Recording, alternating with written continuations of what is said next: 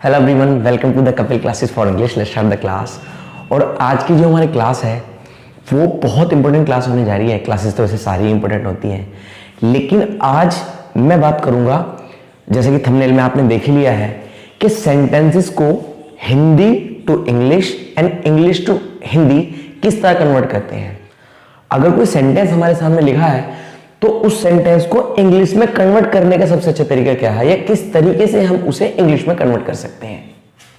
देखिए, कुछ सेंटेंसेस लिखे हुए हैं यहाँ पर। सिचुएशन क्या होती है कि सेंटेंस को हम किस तरह से इंग्लिश में कन्वर्ट करते हैं। जैसे छोटा सेंटेंस होता है वो तो हम कर लेते हैं उसे कन्वर्ट, लेकिन जैसे बड़ा सेंटेंस आ जाता है तो हमें बहुत प्रॉब्लम होती है। हम सोचते हैं किस तरह से कन्वर्ट करें, सबसे पहले क्या लिखें, सबसे बाद में क्या लिखें। देखिए, हिंदी और इंग्लिश का एक पैटर्न होता है। अगर आप हिंदी में सेंटेंस लिखते हैं तो सिंपल ये पैटर्न होता है हिंदी में सेंटेंस लिखने का, यानी कि जो जो आप बोल रहे हैं वही वही आप लिखते चले जा रहे हैं। मैं कल अपने दोस्त से मिला। लेकिन इंग्लिश में थोड़ा सा अलग होता है। देखिए, इंग्लिश में सबसे पहली चीज हमें क्या देखनी है, अगर किसी सेंटेंस को हम हिंदी से इंग्लिश में कन्वर्ट करते हैं तो सबसे पहला हमें देखना है सेंटेंस में सब्जेक्ट क्या है। सब्जेक्ट क्या होता है? सब्जेक्ट होता है किसी काम को करने वाला कर्ता। तो यहां मैं कल अपने दोस्त से मिला तो सबसे पहला काम किसने किया? यहां पर मैंने, यानी कि मैं सब्जेक्ट हूं, तो वो आपको यहां पर ऐसा का ऐसा ही लिख देना है। अब मैं अपने दोस्त से मिला, ये क्या है? ये पास्ट का सेंटेंस है जो कि हमें कन्वर्ट करना है।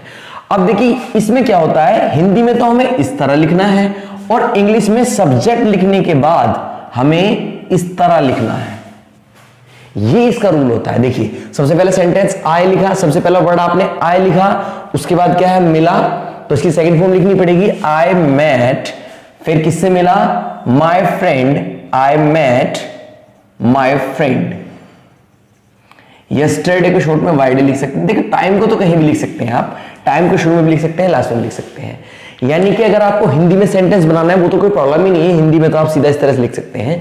लेकिन अगर इंग्लिश में आपको सेंटेंस बनाना है तो सब्जेक्ट लिखने के बाद आपको इधर से उस सेंटेंस को कन्वर्ट करते हुए चलना होगा। नेक्स्ट सेंटेंस देखते हैं।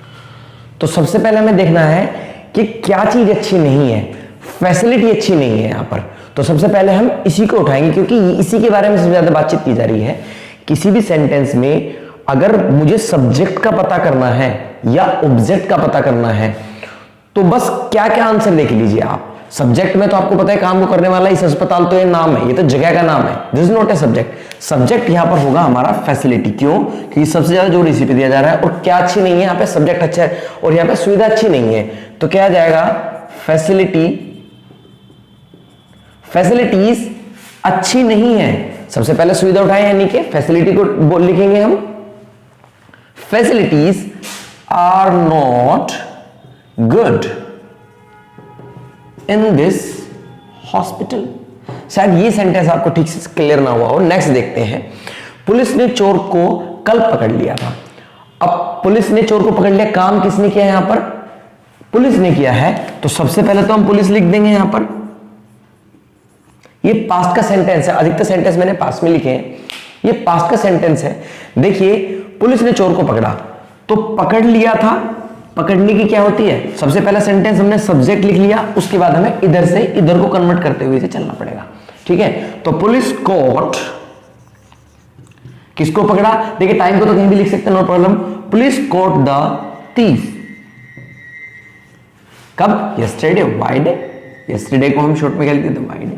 ठीक है, नेक्स्ट देखते हैं। मेरे दोस्त ने मुझे अपनी जॉब के बारे में कल फोन करके बताया। तो किसने बताया? मेरे दोस्त ने। तो क्या आ जाएगा? My friend. सब्जेक्ट तो आपको लिखना ही पड़ेगा। बताया, इधर से कन्वर्ट करते हुए चलना है। देखिए, ये ट्रिक 90% के 95% केसेस में ट्रिक बहुत अच्छे से काम करेगी अगर आप इसको देख लेंगे। इसको बस एक बार समझना है कि हमें सबसे पहले सब्जेक्ट के बाद उधर से कन्वर्ट करते हुए चलना है मैक्सिमम केसेस में। और जिसको हम बोलते हैं, ये होती है हमारी वर्ब, जिसको एक्शन भी हम बोलते हैं। ठीक है, ये इधर से कन्वर्ट करते हुए चलना है आपको। देखिए, माय फ्रेंड बताया, टोल्ड, किसे बताया? मुझे। टोल्ड मी, किस बारे में बताया? About his job. अच्छा, इसको दोनों तरीके से कन्वर्ट कर सकते हैं। देखो, दोनों तरीके से बन जाए। My friend told me about his job on phone, और इसको आप इस तरह बता सकते हैं, माई फ्रेंड टोल्ड मी, इधर से कन्वर्ट करके on phone about his job. देखिए दोनों तरीके से सेंटेंस सही माना जाएगा। आप उस तरीके से बनाना चाह रहे हैं तो उस तरीके से बना लीजिए, my friend told me on phone about his job, या my friend told me about his job on phone. दोनों तरीके से सेंटेंस करेक्ट माना जाता है ये, ठीक है। नेक्स्ट है, कल मैंने अपने फ्रेंड के साथ पिज्जा खाया शाम 7 बजे। तो टाइम को तो कहीं भी लिख सकते हैं, वाई डे लिख लो, नो प्रॉब्लम। तो मैंने क्या हो जाएगा, आए, क्या किया मैंने, कल मैंने अपने फ्रेंड के साथ पिज्जा खाया शाम 7 बजे, ये भी टाइम आ गया। इन टाइम को कहीं भी लिख सकते हैं, तो या तो लिख ले यस्टरडे 7 PM लिख लो, या 7 PM लास्ट में लिख लेना। तो आए, खाया, क्या आ जाएगा, टुक, फिर क्या आएगा, पिज्जा, और फिर क्या आ जाएगा, साथ विद, और फिर क्या आ जाएगा, अपने फ्रेंड्स, यानी कि माय फ्रेंड्स। ये ट्रिक बहुत अच्छी ट्रिक है। अगर आप इसको थोड़ा सा भी ट्रिक को समझ जाएंगे तो शायद बहुत सारे प्रॉब्लम्स आपको सेंटेंस को कन्वर्ट करने की जो है वो सॉल्व हो जाएंगी।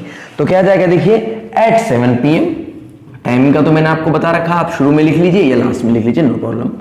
तो क्या आ जाएगा, यस्टरडे तो आ गया, आए, खाया, टुक, पिज्जा, साथ विद माय फ्रेंड्स। इस तरीके से आइए नेक्स्ट देखते हैं। देखिए कुछ सेंटेंस है, मैं अपने दोस्त से कल क्लास में मिलूंगा। तो सिंपल क्या करना है, सबसे पहले सब्जेक्ट और उसके बाद क्या लगना, मिलना, क्योंकि इधर से इधर को बनाना है आपको। तो मीट होता है मिलना, और फ्यूचर है, फ्यूचर के साथ हम क्या लगाते हैं, विल लगाते हैं, आपको पता ही होगा। आई विल मीट, किससे मिलेंगे, my friends in the class. तुम्हें क्लास में अंग्रेजी बोलनी चाहिए, तो तुम्हें के लिए क्या लगाएंगे हम, यू, और चाहिए की अंग्रेजी क्या होती है, शुड, सलाह दे रहे हैं इसके लिए। बोलने के लिए क्या आ जाएगा, स्पीक, इधर से करते चलो, फिर पूरा इधर से करते चलो, you should speak English in the class, no problem. देखिए बड़ा ही आसान सा स्ट्रक्चर है। आप अपना टाइम क्यों वेस्ट कर रहे हैं, तो देखिए इस तरह के सेंटेंसेस में जो क्वेश्चन वर्ड्स होते हैं वो तो सेंटेंस के शुरू में आने होते हैं, आपको पता ही है। वाई, आर आपको पता ही है, फिर आप, वाई आर यू वेस्ट कर रहे हैं, तो एक्शन गोइंग ऑन है तो आईएनजी लगाना पड़ेगा, वेस्टिंग योर टाइम।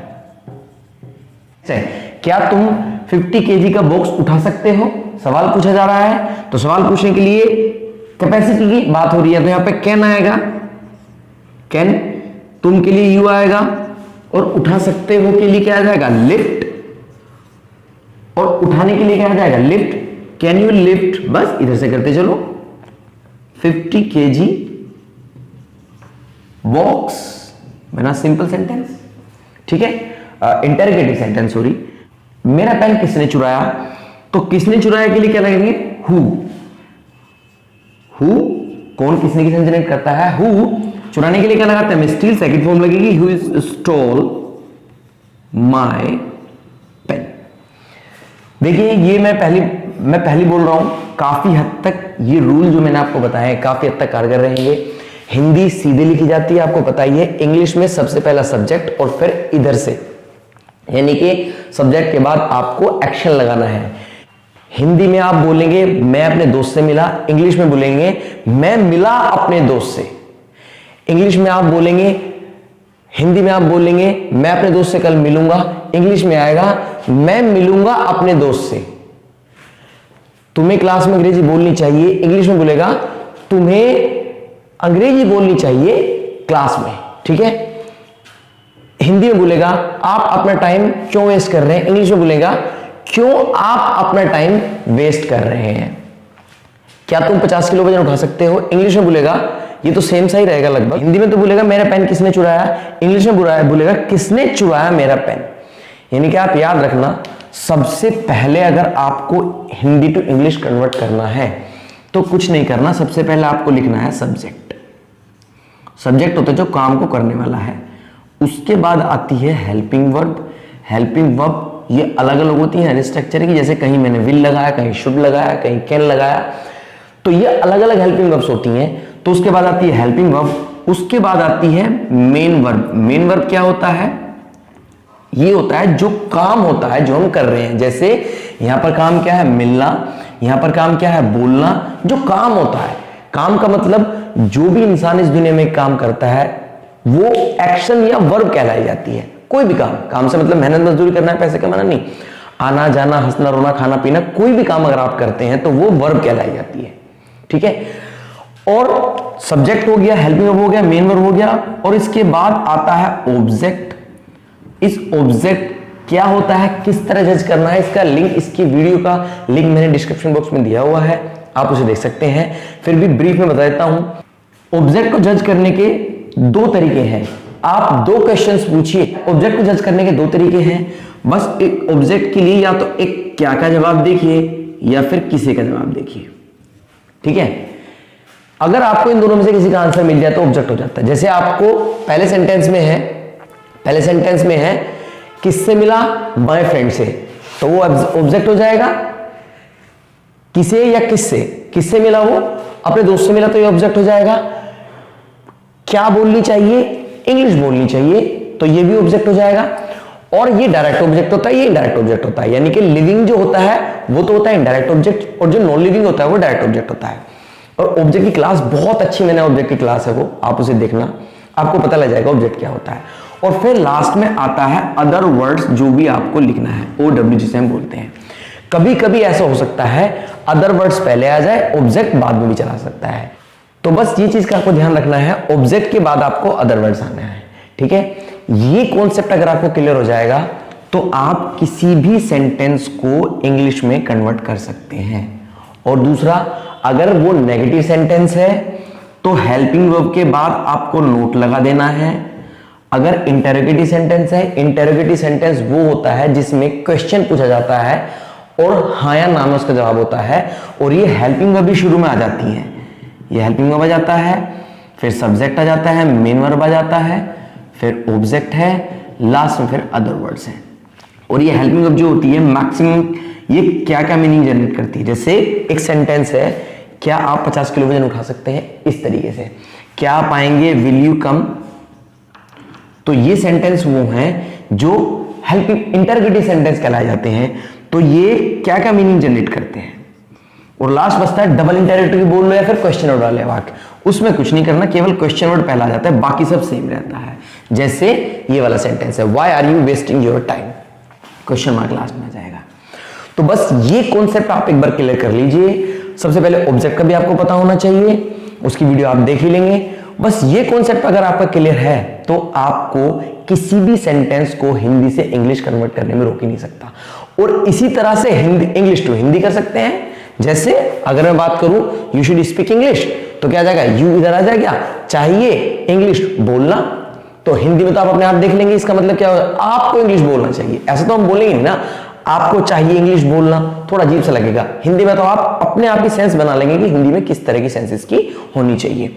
तो you should speak English in the class. तो ये छोटा सा कॉन्सेप्ट है, बहुत इंपॉर्टेंट ये कॉन्सेप्ट है। अगर इसको आप फॉलो करेंगे तो बहुत सारे प्रॉब्लम्स आपकी कम हो जाएंगी। और अगर आपकी कोई क्वेश्चन क्वेरी है, kindly write in the comment box and kindly subscribe the channel, like and share also. Thank you very much, god bless you, take care, bye.